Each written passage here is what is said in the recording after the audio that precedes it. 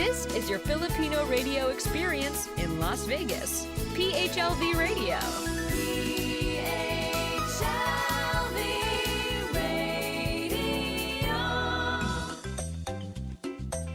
The Asian American Pacific Islander Nurses Association of Nevada presents Healthy Mondays with AAPINA of Nevada. Start the week healthy and right with interesting conversations on living a healthy lifestyle. And now, your Healthy Mondays host, Dr. Mary Faye Axon Armstrong.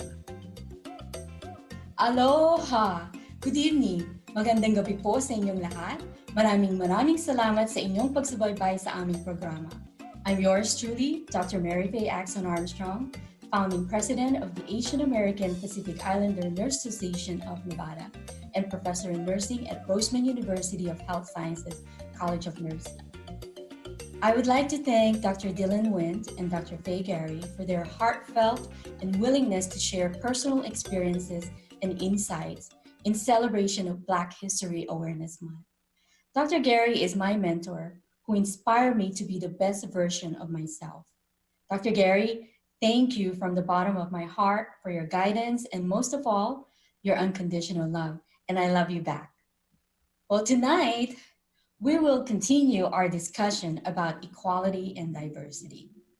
I have a very special guest who is prominent in this field, and we got acquainted and discovered the similarities of our ethnic backgrounds.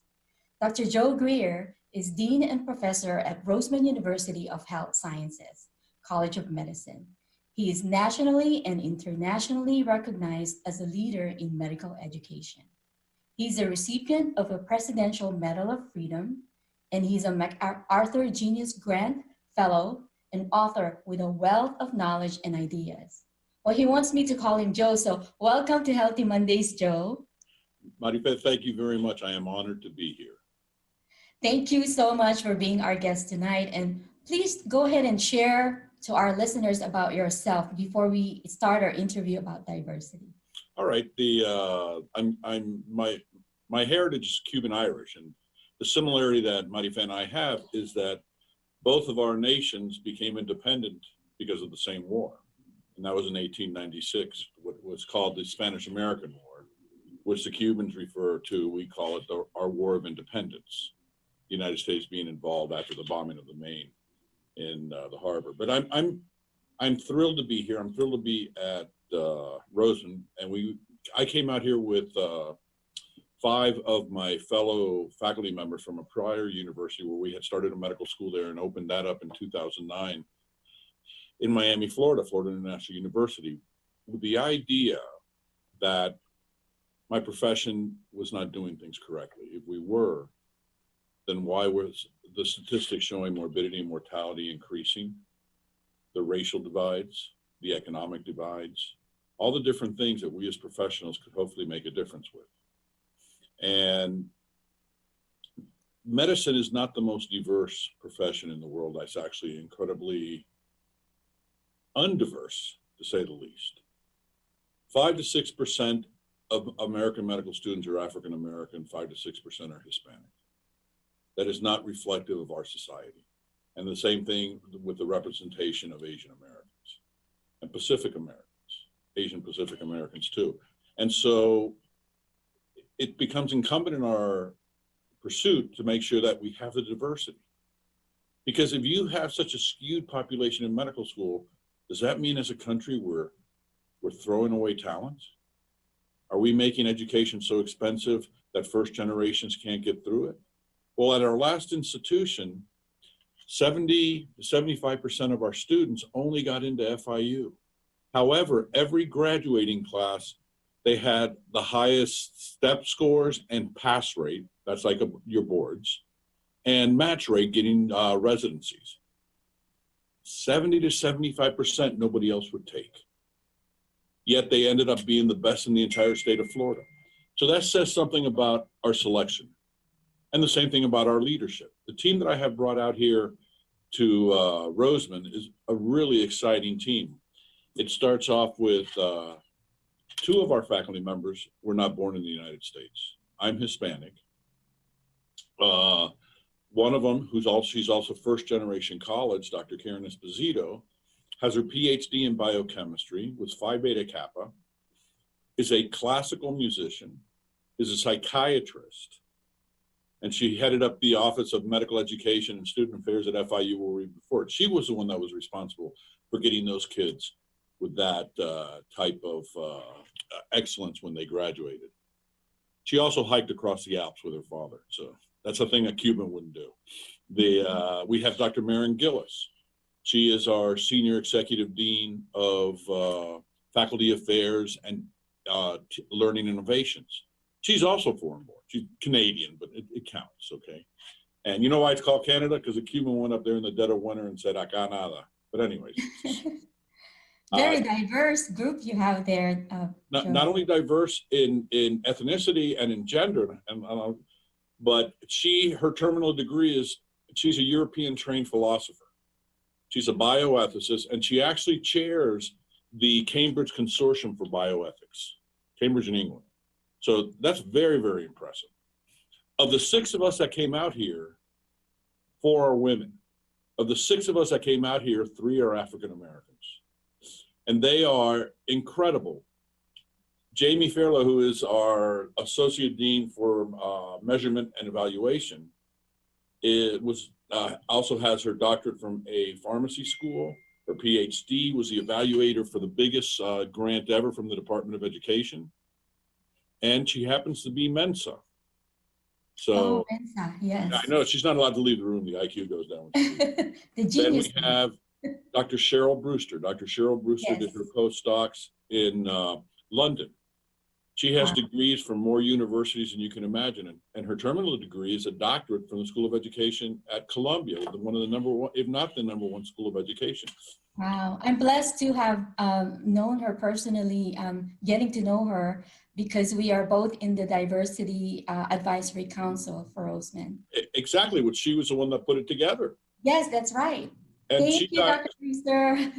She's our Senior Executive Dean for Diversity, Inclusion, and Equity. That's how important I think it is, and we as a team think it is, that it is at the highest academic level possible that you could have at an institution, in this case, a College of Medicine. And she's also in charge of our pipeline. So she's been working with LIT, LV, College of Southern Nevada, as well as with Nevada State University. So we want to get students that are from right here in Vegas. And our faculty has to represent what Vegas is. If a kid is speaking Spanish, I can speak Spanish back. You know, if some kid is talking about the trauma that they grew up because they were African American, there's somebody here that could say the same. I can say the same thing as an immigrant family. And as a Hispanic, when Hispanics weren't well liked. Actually, our music is really good, and so is our food. So yes, I agree. There you go. And the more diversity you have, the better the society. It's a social justice issue. But we also know that the more diverse business boards are and leadership, the more successful they are economically. So, I mean, we have to allow not just diversity and not just inclusion, but equity. People have to feel valued. People have to feel that they have the same equity that everybody else has. And it becomes important that when we get to be in leadership positions, that becomes our priority. The priority cannot be my title or my accomplishments. And you know, it was very nice of you naming the award that I had gotten, but my mother once told me, look, Joe, even if you don't deserve it, don't return it. And the idea is that we're here to serve. Yes. And we have, as you see in my background, you see this thing called Genesis. Yes. That's the last and the very first person I ever started working together with this. He and I put together, he was my very first hire at FIU in 2008, put together that med school. Are you referring to Dr. Luther Brewster? Luther Brewster. Now, Lou did his postdocs also in London, University of West London, where he studied community development. He was in the private industry. He actually did community and economic development in Harlem.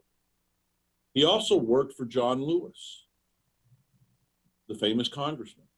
And it was Lou who was assigned by John Lewis to work with his wife on a project that he was never invited to because it was entitled Women in Politics. And he helped organize that. Lou was also at the University of Michigan as a professor, as was Cheryl. And he was founding faculty at the FIU College of Public Health, and then he was founding faculty at FIU College of Medicine. Lou brings experience from academics, working in government, being in the private industry, studying abroad, and looking at other systems in societies that are similar to ours, and seeing how without diversity, nothing works.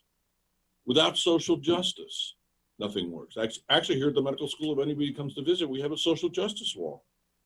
That's how important we think that is. And social diversity is social justice. Equity is social justice. Inclusion is social justice. And with the program you see behind me, Genesis, that Lou is the lead architect, and as he was in Miami, if not the complete architect, is three things. It's a medical curriculum, it's a health delivery system, and it's a population wellness program. This, he and I started, my goodness, 2008 is when we first started going. And it's household-centered care is what we call it. And it's interdisciplinary teams that take care of the entire household, not the individual. And the beauty of this is that 70 to 80 to, in some literature, up to 90% of all illnesses in this country have a non-biological cause. They're called the social determinants of inequality or the social determinants of health. And so we don't measure those things. They might ask you if you have a job the first time you go to see a doctor, but they don't ask you that every visit, but we take your blood pressure every visit. People's lives fluctuate. There's a recession, there's evictions, there's lack of food, there's food insecurities. But at the same token, you have to follow the individual social determinants as you do the household itself, because the household becomes the smallest and most important unit to measure. The reason being, all social determinants flow through there. And if you do household-centered care, you can address all these issues. And then you also know that why is it different? Why do you have to measure the two different social determinants? Well, if you're the breadwinner in the household and you get sick and can't go to work, that affects every single person in that household. If you're the retired elder grandmother or somebody else that can't go to work, you weren't working anyways. But those social determinants affect you in your home. So there's individual ones that can affect just you and other ones that can affect everybody else. When we do behavioral health therapy in the household, not with the exception of domestic issues, but when the therapist is addressing the issue with the patient, when they're done, they can have a discussion with the family. So the family fully understands it, because behavioral health is very scary many times to family members, and the substance abuse that might come with it and all the different things. These are the different things that we need to address. The student, the medical student, and this is designed by Lou also, when they get to the household, they're not allowed to ask, how do you feel? They ask, what is your most urgent need? All of a sudden, putting in perspective the fact that, yeah, we think, I'm a gastroenterologist, I think colonoscopies are real important. I've never been to a household when we ask the question, what's your most urgent need? And they say a colonoscopy. Yeah, it's interesting. What they say is, I got to pay rent. Yes. You know, I have one of my kids has a substance abuse problem or behavioral health. We want these students to go in there, and we want these students also looking like the households we go in there, so that mother can one day say, my kid can do that. Yes. Why not? My kid can be a nurse. My kid can be a doctor. My kid can be a pharmacist or a dentist. Why not? And it's the role modeling, right, Joe? yeah, It's the role modeling, and it strikes me when we're talking about the different aspects of the social determinants of health, that in nursing, I'm a very strong advocate for mind, body, and spirit, the holistic view of looking at our health. And you said it so perfectly that it's just not physical. You have to address their emotional, you have to address their spiritual. And you and I, with our ethnicity, we we hold so dearly our spiritual. I'm sure your moms had instilled that in you as Oh, very well. much so. Very much so. I was brought up in the Catholic Church. There you go. Yes. It was so funny. I had a nun one time say, "Dr. Greer, nobody can read your doctor's handwriting." I said, no, sister. Only those of us that went to Catholic school, my hand's been crippled by the ruler. The rhetoric way of learning, But it was the whole aspect of social justice comes from the Catholic Church. And that it was instilled very heavily in me going to school. I was trained by the Marist brothers in Miami. The Marist brothers are very popular throughout Europe and Africa. They have one college in the United States, a few high schools. But in our theology class, religious studies class, we were sent to different parts of town to help people. It was having to serve others. That was how I was brought up, and with social justice. And I was brought up in the time during the civil rights. And these were not good times. They were horrible times. When I got to college, was the third year they had desegregated the Southeastern Conference. And because my last name was Greer, and they had never seen Pedro Jose, this was up at the University of Florida, they put me in the black half of the dorms because Greer is a very common Southern black name. And my introduction was college was probably one of the largest human beings ever from Georgia, opening the door, looking down at me and going, well, I'm not going to say the word he said, shoot, I thought you'd be black. And I looked at him, I said, it's worse than you think. I said, I'm Cuban. We look like them, but we dance like you. So I learned my two most important lessons in life. If they're really big, befriend them. Number two, as we celebrate our differences, let us not forget everything we have in common. And that's what makes us, I think that's diversity. And having lived through those times and seeing how society treated others and how I was treated, although never as a society has treated women, Native Americans, African Americans, or in recent history, immigrants, caging them and things of that nature. These are things that are just, you got to reach deep in your soul and say, is this what my faith tells me? Regardless of what your faith is. So anyways. And I think, by the way, this is Cuban coffee, so. I don't have, well, I'm from Hawaii, so I have. You guys got great coffee too. Yes, the Kona coffee, right? Yes. Yeah, but I was trying to look at our guide here for our discussion. Oh, you have so many stories, I know. You shared with me the story about your schooling. But I think we can talk about the similarities between Cuban and Filipinos. You were mentioning about the Spanish War. I think our young generation listening to us would like to have an insight about that. Well, the world at one point was divided. It was called the Papal Demarcation Line. In particular, this part of the world, that's how you got Brazil and the rest of Latin America, because it was Spain and Portugal that controlled much of the world, and particularly those on coastal lands after, the colonies everywhere. Well, as time went through, both of our nations were looking for independence, as you see very commonly of colonies.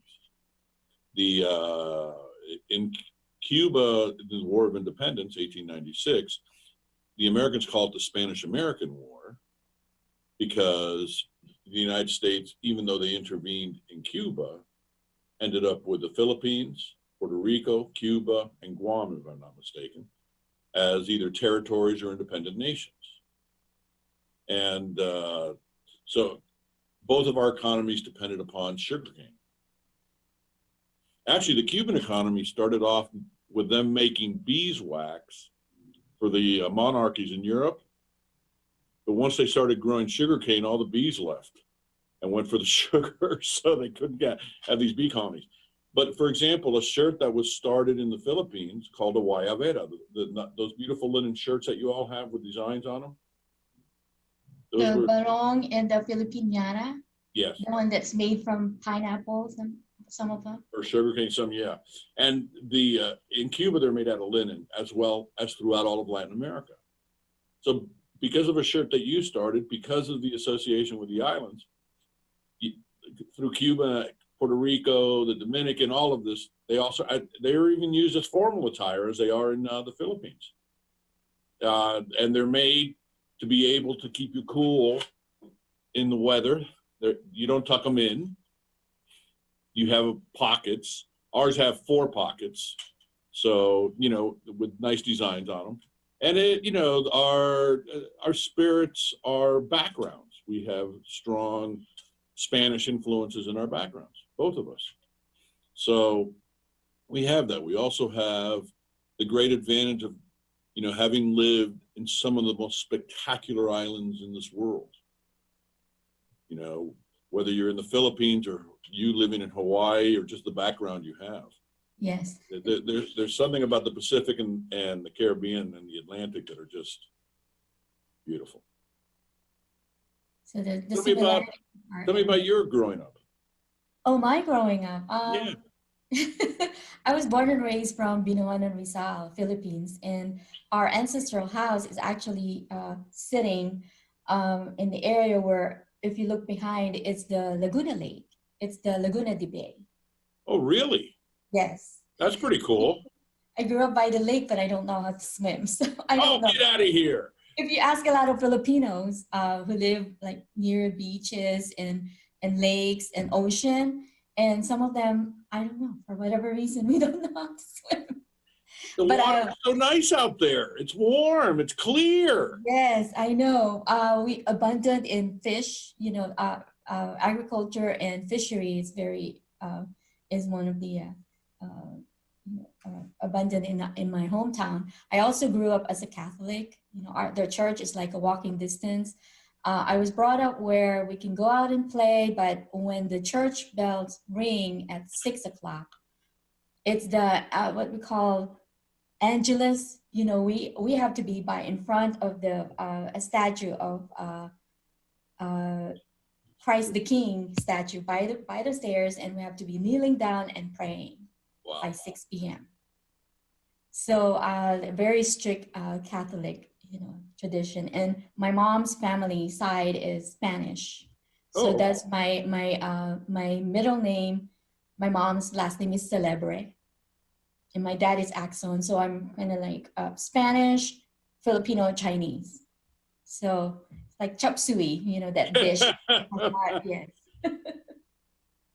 Well, the combination seems to have made a spectacular human being. So, thank you. So I guess the advantage of diversity. Yes. So I guess one of the questions here is, what do diversity and inclusion help people feel happier and not like a number? I don't know. It's a no-brainer question. Yeah. Of course, you teach people with respect. You treat people with the idea of social justice. That we're here to serve, to help all others, and not judge people on. As I'm a physician, I can only judge what type of illness you might have. I am not allowed to judge other things. That's somebody else's prerogative, and it's way above my pay grade. So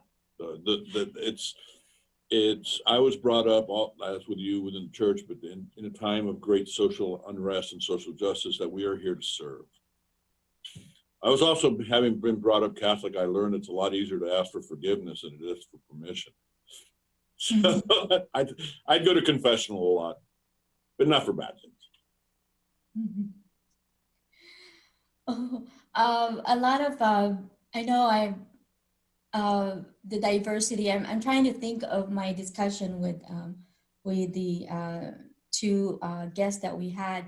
We were talking about social determinants, and I know I'm working on a book chapter that has to do with marginalization.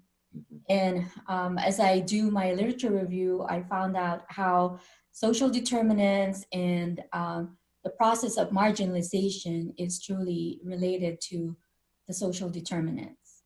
One of the things that I learned in the other literature that I looked at is the illustration of the spider and the spider web. And the other illustration is the water and the fish. So I don't know if you heard about that illustration when we insist, society insists that when you see a spider web, there has to be a spider. And not necessarily that there's going to be a spider in there. It could be the spiderless web that we are setting up as our stereotyping of culture, of the spiderless web as our environment that we're putting the population. So a lot of the literature now that that I was reading was that we're moving into focusing on the population that is marginalized or vulnerable, and moving from that into the environment where we're putting this population into. So one example that Dr. Vega, you had mentioned is the Native Americans who were told during the middle of this COVID-19 global pandemic to wash our hands, 20 seconds, whatever, with soap and water. And then later on, as she further looked into it, there are articles and information that some of the household in the reservation did not have running water. So having said that, going back to that spider, even more marginalization. A lot of the areas where Native Americans live don't have electricity. As such, without electricity, I can guarantee you don't have any web service. You have no web service, what happens to their kids in education? Correct, yes. I mean, it cascades down and down and down and down and down. And we continue to do that. And we can't, and you're seeing it with COVID. You're seeing it with even now, the disproportionate number of African Americans and Hispanics, which have been disproportionately affected by the virus, both by infection, deaths, and morbidity, have the smallest percentage of vaccination rates. The population's at highest risk. And I know that in South Florida, there was an article that came out that the highest percentage of vaccination was dependent upon the economic level of your zip code. The richer you got, the higher the chance of getting the vaccine. What a shocker. I mean, that's the other thing. And the other thing is the economic divide we have in this country. And not allowing all, because diversity, inclusion, and equity means you give everybody the opportunity to acquire wealth. And when I say wealth, I'm not talking Bill Gates. I'm talking about being able to afford your kids' education, buying a home, not having extreme debt, something that you could pass on. And, my father was the first one in our family to finish high school, much less go to college or become a physician. And I was brought up in an environment that humility was extremely important. Oh, but for the grace of God go I. Yeah, our own life experiences, and I hope our listeners out there are realizing that, our own life experiences resonate in how each one of us can make sure that all three, inclusion, diversity, and equality, will be our daily lives. Because we were talking, the previous interview that we had is like, when something happened, for example, that individual who died because of forceful enforcement in China too. And when that happened, then everybody cries out for equality, that shouldn't happen. And then when it dies down, we're back to normal. We forget about the inclusion, we forget about the diversity and the equality. And just like you're saying, it's not just diversity. We can be diverse as much as we want, but if there's no equality and inclusion, then diversity is really diversity at its own, right? 100%. And when we actually follow those things and lead ourselves through social justice, guess what? People get opportunities. Doors open, and society becomes much better. It's about service. And in my profession, that's why I went into medicine. And, Very interesting talking about social determinants of health. One of the things that got me to become a hepatologist, liver specialist, and do my fellowship at the Center for Liver Diseases under Dr. Eugene Schiff and his father, Leon Schiff, who is the father of hepatology in this country when I was a gastroenterologist, was because at the time we Cubans had twice the incidence of liver cancer as the rest of Americans. And I was curious why. Well, it turned out to be, at the time we'd call it non-A, non-B, hepatitis C. And this is an indolent virus that's going to take many years or decades before it even progresses into full liver disease. But there's real high rates of hepatocellular carcinoma within this population. Actually, anybody with liver disease is at risk for it, but particularly hepatitis C. And what it turned out to be was the upper middle class and upper class of Cuba had a fanaticism with healthcare. And B12, we like B12 shots. We think everything, when you're sick, it's a B12 problem. But anyways, so they had syringes and needles that they would boil for 10 minutes, which would kill all viruses except hepatitis C, which is an RNA virus, not a DNA virus like hepatitis B. And well, A is an RNA. But anyways, it wouldn't kill that. So if you were injecting other people in your family with vaccines or for B12 shots, you just transmitted that virus. So once again, a social determinant. That social determinant had to be, interestingly, not poverty, but the means to be able to afford these things. And this population was at risk because of all of that. The transmission of something with a non-biological issue, because it was a needle, the biological consequence was the transmission of the virus and the eventual effect of the liver. But that's why you can tie a lot of things into social determinants of health. And racism is one of those social determinants of health. And it's one of the very big social determinants of health. Right now in our country, the most important code for your longevity or health is not your genetic code, it's your zip code. The structural racism that we're talking about. That yeah, you're so right, because when I'm really glad that we incorporate this with our College of Nursing curriculum, with our community health nursing. Our students are required to do a community project, a group project where they have to survey a community, and how they are assigned is by zip code. So when they do their windshield survey, they are supposed to look at the surrounding of the community, looking at how many hospitals is nearby, how many fire department is nearby, the store, fast food restaurants, and any stores that that sells those healthy foods. And so when the student report, it's really interesting. And I also want to plug in that when we are planning to go to Uganda, we went to Uganda, Africa in 2019. The group of students, 10 students, were, instead of being assigned a zip code locally, they were assigned the zip code Uganda. Wow. So their group did their windshield survey via the website. And also I connected them with the 2 local Ugandan registered nurses that I know, and they did a Zoom conference with them. And before we went into our medical camp, they already have an idea what are the prevalent diseases or conditions the community we're going to be serving. And that's how we had helped our students who went to Uganda with us, the servant leadership, looking at what is the community most needing and asking them, what do you think you need? Instead of us as healthcare providers and educators figuring out what we think they need.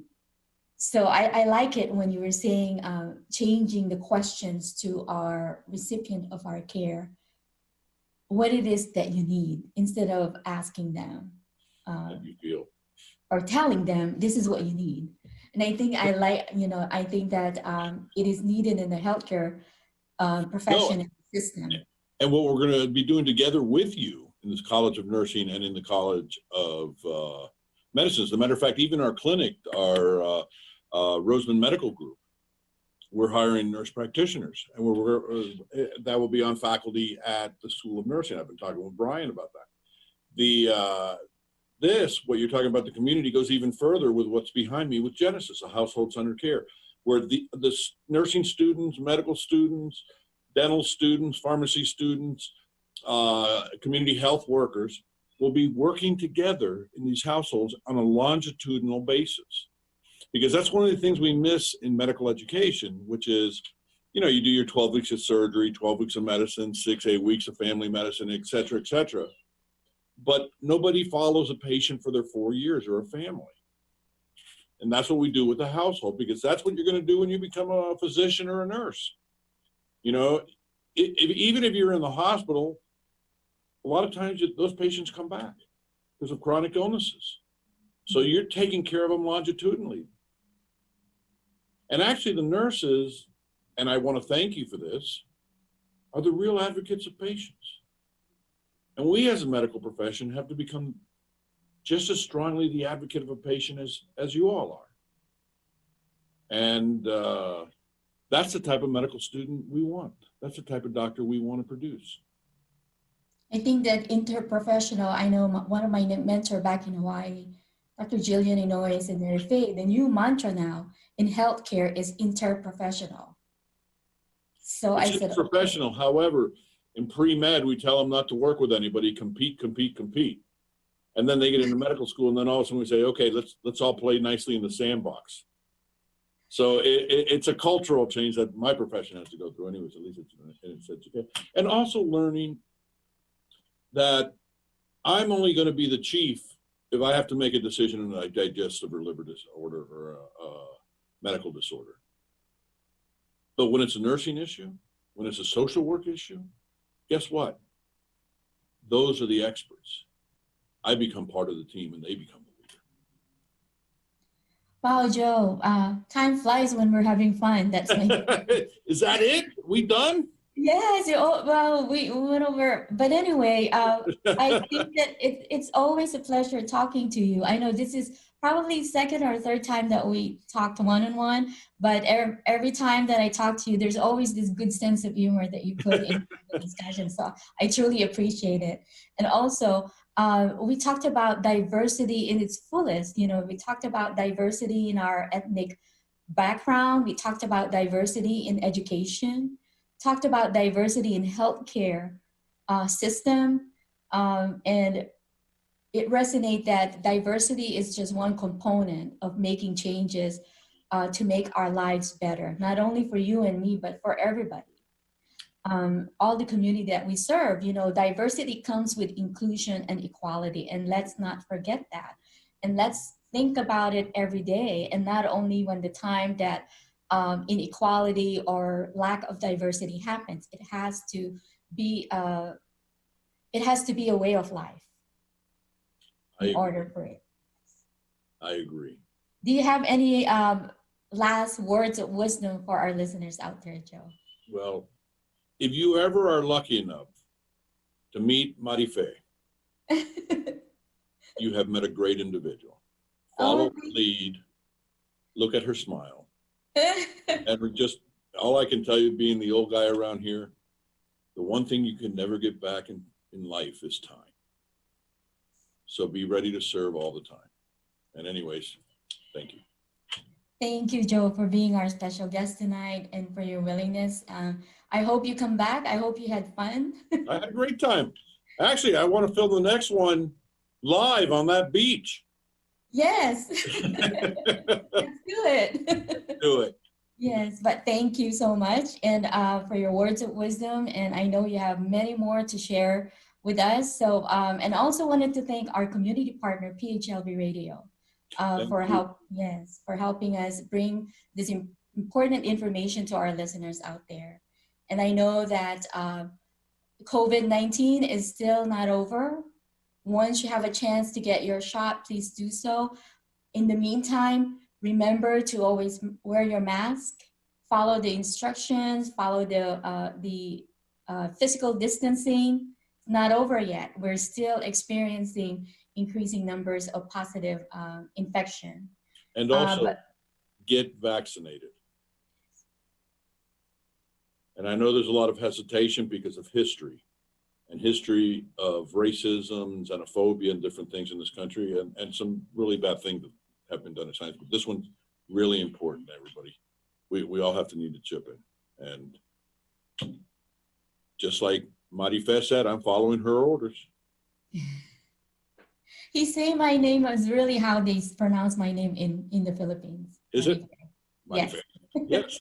Thank you, Joe. Well, listeners out there, remember, every Monday is a healthy Monday.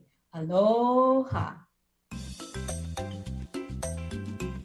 The Asian American Pacific Islander Nurses Association of Nevada has just brought you Healthy Mondays with AAPINA of Nevada.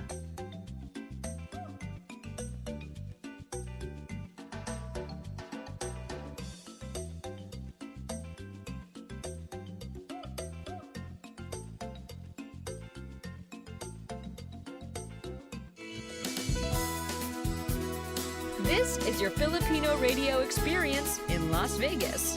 PHLV Radio.